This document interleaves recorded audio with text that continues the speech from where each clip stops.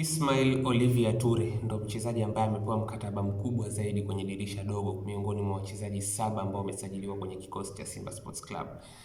Mkataba wa miaka 3.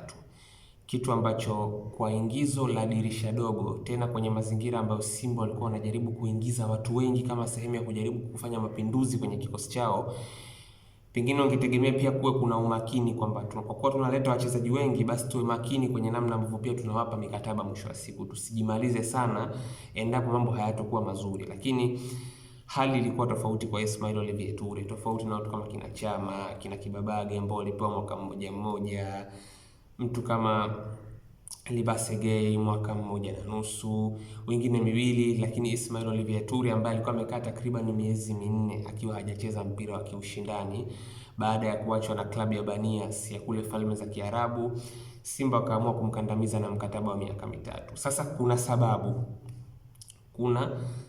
kwa sababu sio kitu ambacho nikitarajia mwisho wa siku. Hata kama ni pendekezo la kocha, watu kibao wamekuja kama sehemu ya mapendekezo ya kocha, lakini kwa nini mkataba mkubwa upewe kwa mtu kama Ismail Olivier Toure? Taarifa nilizonazo na kwa mujibu wa tovuti moja ambayo niliwahi kuisoma, ambayo iliandikwa na mwandishi mmoja anaitwa Romwald, ambaye aliandika wasifu mrefu sana wa Ismail Olivier Toure, safari yake ya soka ilivyoanza, namna alivyoingia katika soka la kiushindani na mpaka hapa alipofika, kwa maana ya kufika kwenye kikosi cha Simba Sports Club. Taarifa zinaeleza kwamba kwenye muda mwingi ambao Ismail Olivier Toure anakuwa yuko huru, anakuwa na muda ambao ni free time, ni mtu ambaye wanasema ni fitness enthusiast, ni mtu ambaye anajiweka fiti vibaya mno, Yani hiyo ni moja kati ya vitu ambavyo anavifanya bila ya kuhitaji kuhimizwa ama bila ya kuhitaji kuwa katika mfumo wa kimazoezi rasmi kwa niaba ya timu ambayo pengine atakuwa anaichezea. Hicho ni kitu ambacho kipo ndani yake mwenyewe, na inasemekana kwenye ile miezi 4, kwa sababu Banias walimwacha rasmi tarehe 2 mwezi wa 10 2025.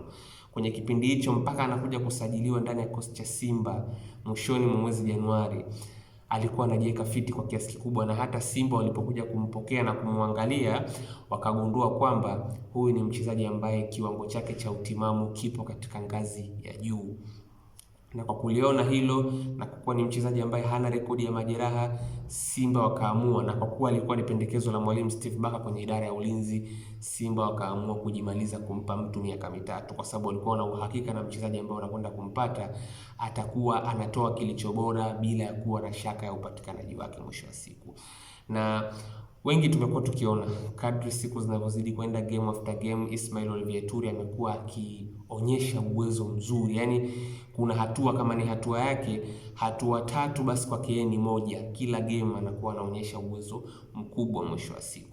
Mechi 2 za ligi, clean sheet 2, lakini hata kwenye mechi dhidi ya Stade Malien kwa Mkapa, unaona ile performance yake namna ambavyo ina elevate mwisho wa siku, na anaonyesha daraja na anaonyesha kuwa ni yule mkoba, mtu ambaye anasafisha kila kitu kama mlinzi wa mwisho kwenye safu ya ulinzi ya kikosi cha Simba Sports Club. Kwa hiyo hali ndio iko hivyo. Simba amepata beki ambaye yuko fiti kweli kweli, anazidi kupata momentum ya kiuchezaji hivi sasa kwa sababu alikuwa amejitunza vizuri, na ni wazi Simba wanaendelea kupata na watapata kilicho bora kutoka kwake.